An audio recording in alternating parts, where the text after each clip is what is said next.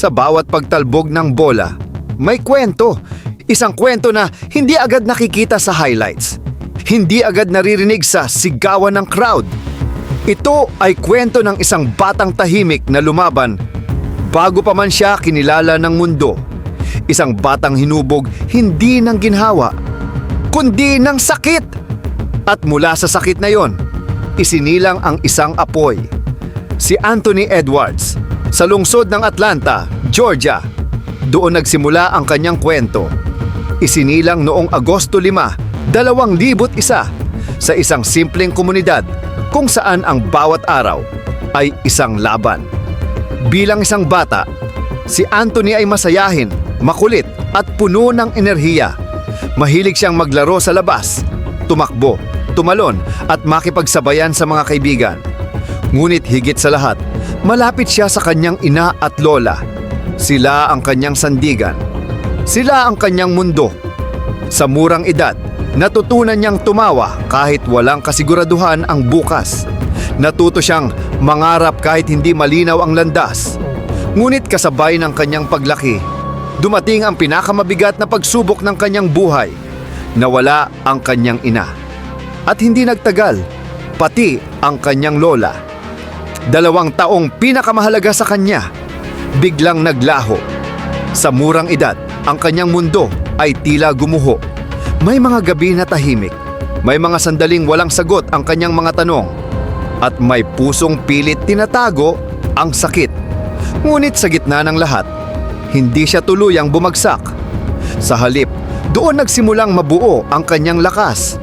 Bago pa man siya maging basketball star, isa muna siyang batang natutong lumaban sa buhay.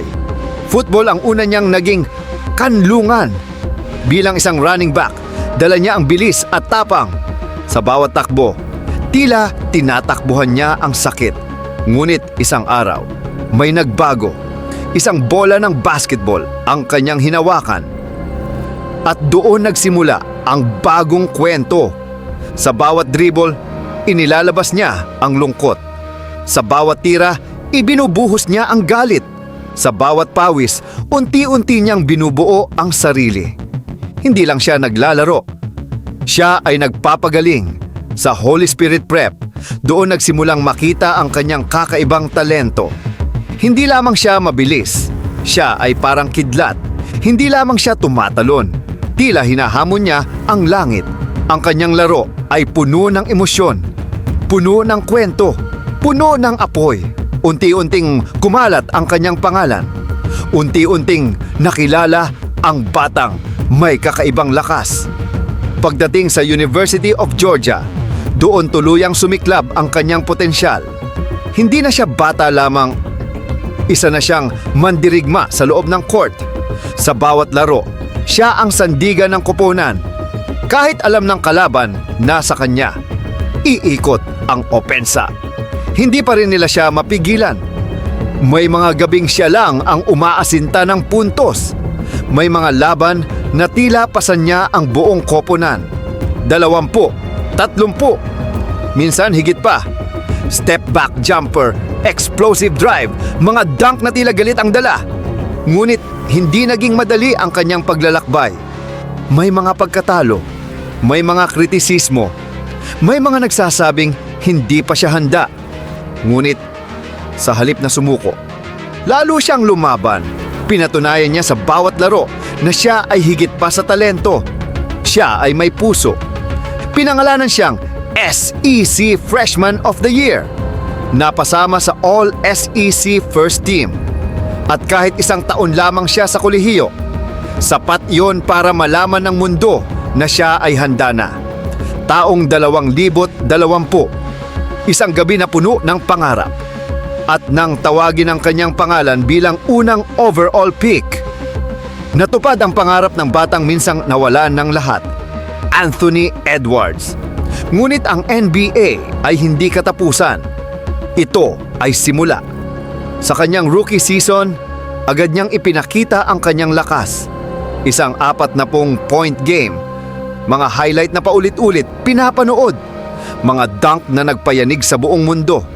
Napasama siya sa NBA All-Rookie First Team.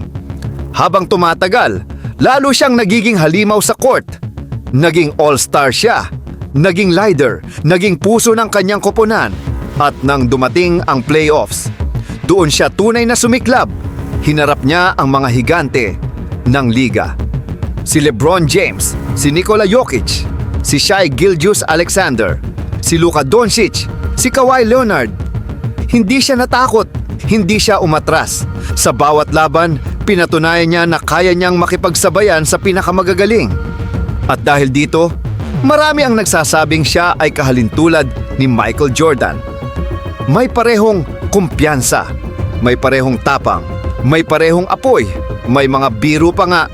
Tila siya raw ay anak ni Michael Jordan. Ngunit si Anthony Edwards ay hindi ginagaya ang alamat. Siya ay gumagawa ng sarili niyang kwento. At sa murang edad, tila pasan niya ang bigat ng isang panganay, isang leader, isang sandigan, isang taong hindi pwedeng bumigay.